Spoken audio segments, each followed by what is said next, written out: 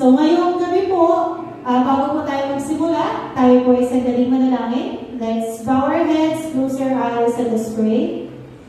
Lord, thank you for this evening, Panginoon. Lord, thank you for giving us time, Panginoon. Thank you, Lord, for giving us strength, good health, Panginoon, especially during these times, Panginoon. Lord, we have so many things to be thankful, and that is because of you, Panginoon. Lord, tunay nga naman, sobrang lalim ng pagmamahal mo sa amin, Panginoon. Lord, no words can express your love, Panginoon. Lord, walang ibang pwedeng magparamdam sa amin, Panginoon, ng pagmamahal na binibigay mo sa amin araw-araw, Panginoon. Lord, right now, we will sing, Lord, of your goodness, Panginoon. Lord, you open the heavens for us, Panginoon.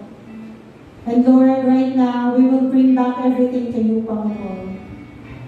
We will continue to sing, Lord, with all our hearts, with all our voices. And tonight, Lord, this is all for you. In Jesus' name we pray. Amen.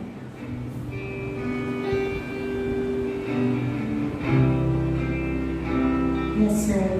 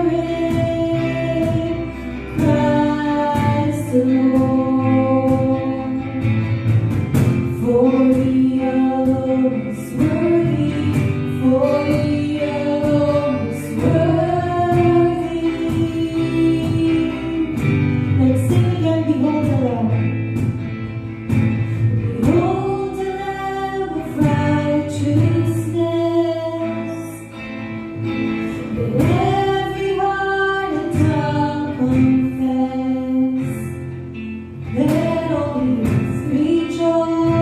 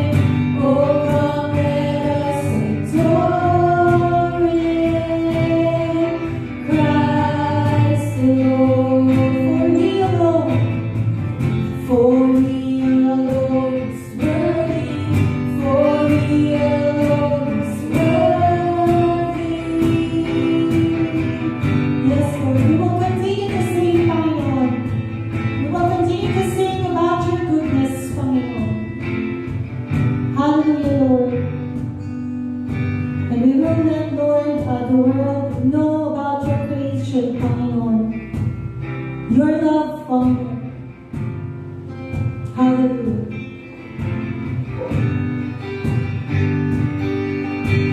Sing, sing of your goodness, heavens have opened, let all creation praise you. Sing, sing of His goodness, O God of salvation, let all creation, let's praise you. Sing, sing of the good news, heavens have opened, let all creation praise. Let's sing, sing of His goodness, the God of salvation, let all creation praise. Let's sing, sing of the good news, heavens have opened, let all creation praise you. Sing, sing of His goodness, O God of salvation, let all creation praise you. Oh, come, let us adore Him. Oh, come, let us adore Him. Christ alone. For He alone is worthy. For He alone is worthy. Let's sing, oh come. Oh, come, let us adore Him. Oh, come, let us adore Him. Christ alone. Let's sing, for He alone is worthy. For He alone is worthy. Come on, church, let's sing, oh come. Yes, Lord. Oh, come, let us adore Him.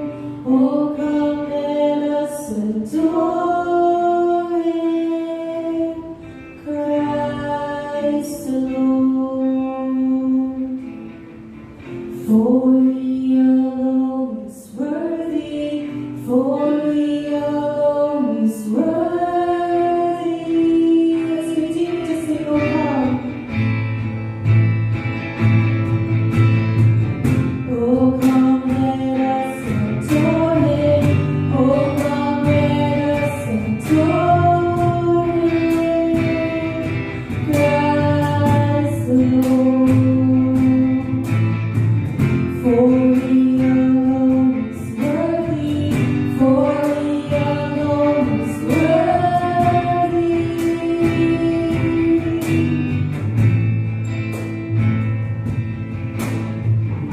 Oh, come, let us adore Him. Oh, come, let us adore Him. Christ alone. For He alone is worthy. For He alone is worthy. Christ alone. Palakpakan po natin ang ating Panginoon. Yes, Lord, you are worthy, Panginoon. You are worthy to be praised, Panginoon.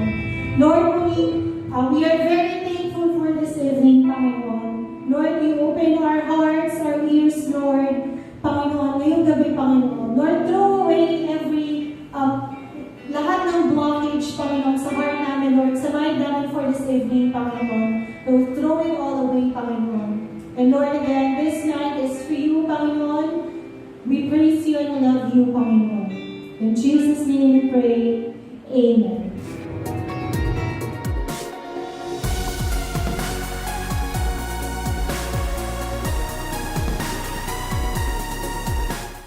Isang mapagpalang gabi po sa bawat isa po sa atin.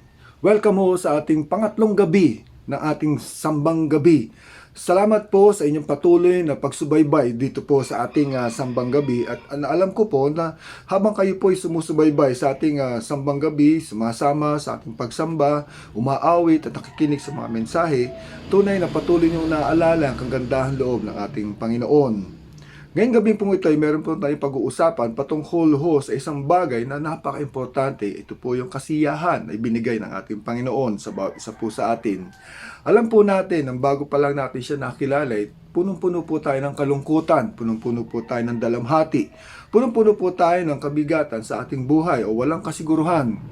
Ngunit nung nakilala niyo po siya at higit sa lahat ay na naman o napag-aralan ang kanyang mga plano sa bawat isa sa atin, itong darating na Pasko ay nagkaroon po kayo ng kasiyahan at kasiguruhan. Ito po isang bagay na pwede po natin dalhin sa pang-araw-araw natin buhay. Ngayong gabing pong ito ay meron pong ipapaalala po sa atin muli patungkol sa kasiyahan na dulot po ng ating Panginoon. At dahil dito sa kasiyahan, hayaan niyo pong ipaalala ko po sa inyo muli ang inyong pong regalo sa ating Panginoon na siya pong may kaarawan itong darating na Pasko. Nagdadaling po natin ditong darating na Biyernes o sa Linggo. Ito po isang bagay na isang kalugod-lugod po sa ating Panginoon. Ito po ay kasiyahan ng ating Panginoon at kagaya ng aking nabanggit, anumang bagay na ibinabalik po sa atin ng ating Panginoon ay doble po ang pagbabalik niya. Ibinabalik po muli sa atin ng ating Panginoon sapagkat lahat po ay meron na siya. Ang gusto lang makita ng ating Panginoon ay yung ating pagtitiwala sa Kanya na ito'y ibabalik niya ng doble pa at higit pa sa ating naibigay o naisoli sa Kanya. Kaya ngayong gabi pong ito, isa rin kasiyahan po na buksan niyo po ang inyong pag-iisip, ang inyong pong kalooban habang nakikinig po ng mensahe na dadalhin po sa atin ni Kuya Gio. Hello po, good evening po sa ating lahat. Ngayon po tayo po ay nasa ikatlong araw ng ating sambang gabi and I hope and pray na sa ating pong pakikinig ng mga nagdaang araw ay marami na po tayo natutunan, marami na tayong mga realizations, kagaya ko po sa aking pong pakikinig sa ating sambang gabi. And before we start po, please join me in prayer po muna. So let us pray. Hallelujah, Lord Panginoon. We praise you, Lord. We glorify your name, Lord. Lord, maraming salamat sa lahat, Panginoon, sa pagkakataon na to na pinagkaloob niyo po sa amin, Panginoon, upang kami, Lord God, ay makapakinig ng mensahe niyo po sa amin ngayong araw na ito, Lord. Lord, we pray na gabayan niyo po kami sa buong oras na aming pag-aaral and may you give me the wisdom, Panginoon, upang maibahagi ko yung mensahe na gusto mong iparating sa mga tao, Panginoon. And Lord, gabayan niyo po ako, Lord, sa lahat ng sasabihin ko at kayo na po ang manguna sa akin, Panginoon. May your Holy Spirit be with me, O God. In Jesus' name we pray. Amen. Ayan, so, ngayon po, ang ating pong pag-uusapan ngayong gabi ay the essence of joy. And ngayong gabi ito, malalaman po natin na kung bakit nga po ba dinesign yung joy and bakit nga ba kailangan natin ng joy sa ating buhay. And lastly, paano tayo magkakaroon ng joy sa ating buhay? Paano natin ma-achieve yun? Ayan, so sa tuwing maririnig po natin yung joy, ano nga ba yung unang pumapasok sa ating isipan? So, sa mahilig po maghugas ng pinggan, di ba kadalasan ginagamit natin is joy? And kagaya ko po, mahilig ako maghugas ng pinggan kasi yung joy po sa bahay namin. Hindi po yung naghuhugas ng pinggan. Pero joke lang po yun. At kapatid ko po mahilig po yung maglinis ng bahay. Ayan pinagtanggol kita ate. Ayan. Tapos, saan pa ba natin naririnig yung joy? Di ba tuwing Pasko, naririnig natin yung joy, di ba? Kapag kami mga nangangaroling, kinakanta nila, joy to the world, the Lord has come. Ano pa ba? Chicken joy, di ba? Lalo na ngayong Pasko, ang dami mga kabataan mahilig sa chicken joy. At talaga namang pag kinain mo yung joy, yung chicken joy, talaga namang magkakaroon ka talaga ng joy. Pero, hindi po yan ang ating pag-uusapan ngayong gabi.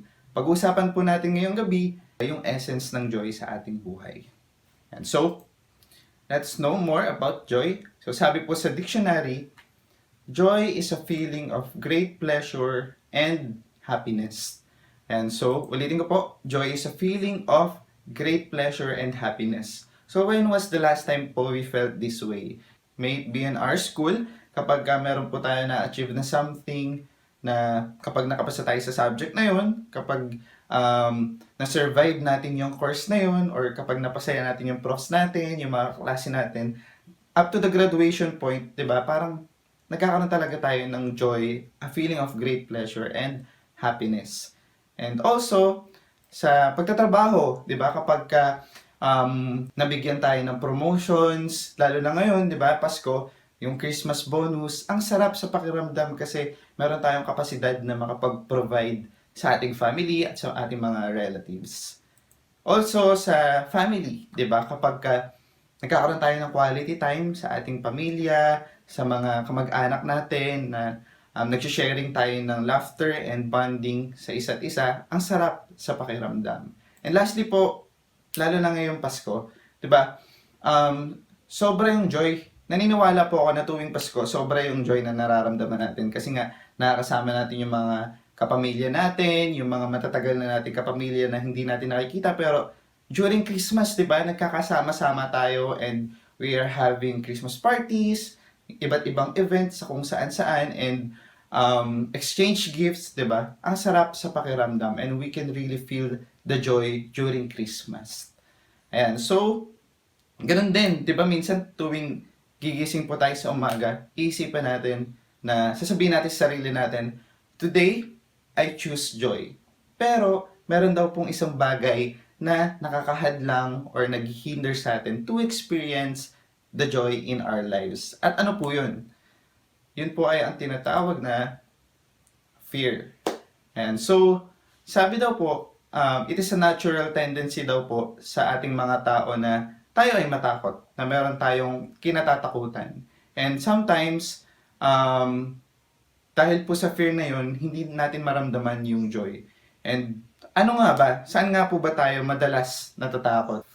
We are afraid of disappointments. We are afraid of rejections. We are also afraid to face people. Hindi po ba? Lalo na ngayong pandemic, takot tayo na makipag-communicate sa kung sino-sinong tao, di ba? Kasi nga, hindi natin alam kung sino yung mga taong nakakasalamuhan natin. And during this pandemic, hindi din po natin alam kung anong mangyayari sa future. Hindi natin alam kung hanggang saan natin itong mararanasan yung sufferings na to. At dahil po sa mga pangyayari pong yun, talaga namang magkakaroon tayo ng fear sa ating buhay. Pero sabi po ng Lord sa Isaiah chapter 41 verse 10, sabi po doon, "So do not fear, for I am with you. Do not be dismayed, for I am your God. I will strengthen you and help you. I will uphold you with my righteous right hand." So, sa Lord po mismo nanggaling itong verse na to. At sinabi niya, ano sabi po? "So do not fear, for I am with you." At alam niyo po ba na yung word na do not fear or fear not is written in the Bible for 365 times. 365 times po. Ano pong tinuturo sa atin dito? Sa isang taon, meron po tayong 365 days. And the Lord is telling to us na sa araw-araw, hindi natin kailangan matakot. 'Di ba? Parang ngayong araw na to, sabi ng Lord sa atin na, ngayong araw, do not fear. Kinabukasan, do not fear. At sa mga susunod na bukas, sabi ng Lord sa'yo, do not fear. Bakit? Kasi nga, sabi ng Lord, "For I am with you, for I am your God, I will strengthen you and help you, I will uphold you with my righteous right hand." Di ba napakasarap sa pakiramdam na hindi natin kailangan matakot kasi kasama natin ang Diyos. Amen po ba? Amen. Yan. So sabi rin naman po sa Psalms 118 verse 6, sabi po doon, "The Lord is with me, I will not be afraid." So kung kanina po sa Lord nanggaling yon na do not fear, for I am with you, sabi ng Lord, sa atin naman po sasabihin natin, "The Lord is with me, I will not be afraid." Sige nga, sabihin po natin yon. "The Lord is with me, I will not be afraid." Yan, so amen. Hindi natin kailangan matakot kasi kasama natin ang ating Panginoon. And in that sense po, kung tayo ay merong mga kinatatakutan, takot tayo sa disappointments, takot tayo sa mga haharapin nating sitwasyon, pwede nating sabihin sa sarili natin na, "I will not be afraid because the Lord is with me, because I have my God." From having fear, pero dahil kasama na natin ang ating Panginoon, we can become a fearless person. So, hindi ko naman po sinasabi na tayo ay isang tao na wala nang kinatatakutan. Hindi po yun. Ang sinasabi ko po is that pwede nating sabihin sa sarili natin na hindi ko na kailangan matakot dahil kasama ko ang ating Panginoon. Amen po ba? Amen. Ayan, and so going back po sa ating topic for today, which is the essence of joy. Paano nga po ba natin malalaman yung true and real essence of joy sa ating buhay? And that's why I want to share you these 3 F's of joy po muna. So, kailangan daw po meron tayong 3 F's of joy para malaman natin yung essence of joy sa buhay natin. Ayan, so number 1 po is being fearless. So, kagaya po na sabi ko kanina, not necessarily na wala po tayong kinatatakutan, but we are the kind of person na kayang sabihin sa sarili natin na hindi ko na kailangan matakot. Why? Because I have my God. Dahil kasama na natin ang ating Panginoon. And so, second po is having the sense of freedom. So, ano nga ba yung freedom na yun? So, sabi po, freedom daw po is the ability to make our own decisions and choose our own path in life. So, itong meaning ng freedom na po, na ito na po yung naging stain or naging mancha sa ating isipan na kapag ka sinabing freedom, we have the ability to make our own decisions and choose our own path in life. Pero naniniwala po ba kayo na kapag ka, tayo ang nasunod sa ating buhay, tayo ang may control sa ating buhay, magkakaroon ba talaga tayo ng joy kapag ginawa natin yun? Yes, at some point po, we can feel that joy in our lives, but temporary lang po yun. Minsan, kapag po tayo ang nasusunod sa ating buhay, we may end up being the person we didn't want to be. And minsan nakakaranas po tayo ng mga hardships, nakakaranas din tayo ng disappointments, and we often experience heartbreaks po sa ating buhay kasi nga tayong nasunod. And in that sense po, paano tayo magkakaroon ng joy? Ayan. So, yung freedom daw po na yun is what we call the outside freedom. But in Christian point of view po, Jesus is not freeing us to make our own decisions in life. But Jesus is freeing us to do what we ought to do. And ano nga ba yung dapat nating gawin bilang isang Kristiyano? And in Christian point of view, having the sense of freedom daw po is the ability to obey God and choose His will for our lives. So, sa puntong ito po, God is liberating us to have this kind of intimate relationship and good relationship sa ating Panginoon. God is liberating us to be the kind of person He wants us to be. So, bilang isang ama, 'di ba? Sino bang ama na gugustuhin yung kanyang anak na mapariwara, 'di ba? So, ganun din po ang ating Panginoon. And this type of freedom daw po is what we call the spiritual freedom or the inside freedom. But this kind of freedom daw po yung dininay sa atin ng kasalanan. And so it says po on Luke chapter 4 verse 18, it says there, "The Spirit of the Lord is on me, because He has anointed me to proclaim good news to the poor. He has sent me to proclaim freedom for the prisoners and recovery of sight for the blind." Ayan. So, ngayong Pasko po, ngayong season na ito, ang sineselebrate po natin ay ang kapanganakan ng ating Panginoong Hesukristo. And God sent His Son for us. Bakit nga daw po? To proclaim freedom. Kanino po? For the prisoners. And to bring recovery of sight for the blind. So, sino po yung mga prisoners and blind dito? Tayo po yun. Dahil po sa ating kasalanan, we became prisoners and blind.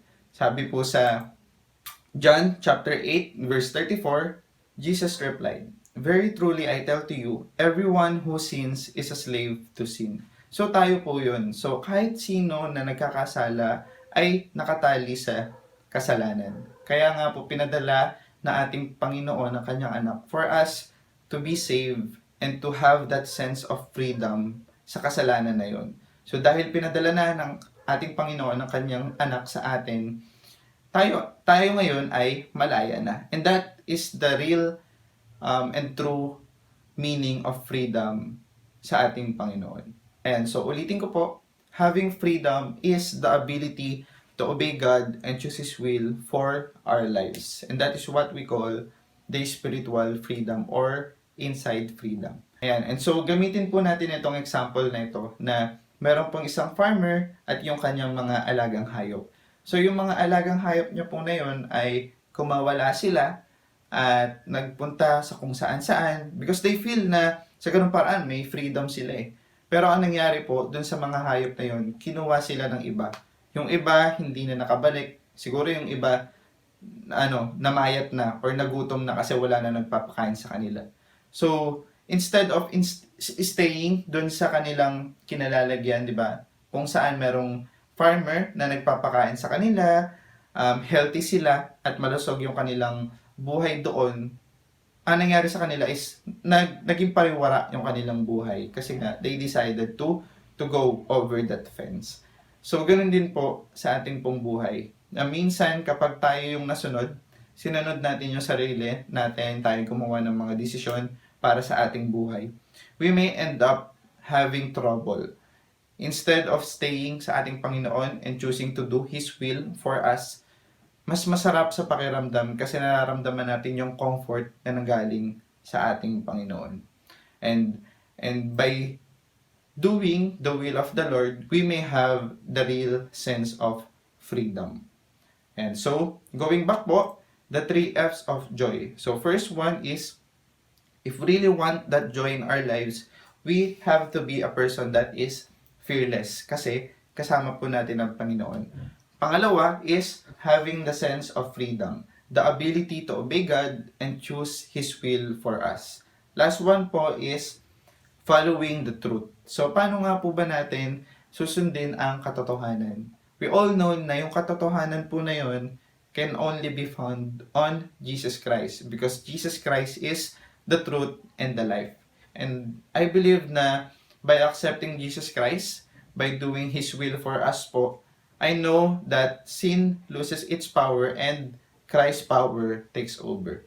Na kapag patuloy tayong gumagawa ng bagay na nakakalugod sa ating Panginoon, naniniwala po ako na yung kapangyarihan ng ating Panginoon is much, much greater compared po sa kapangyarihan ng kasalanan.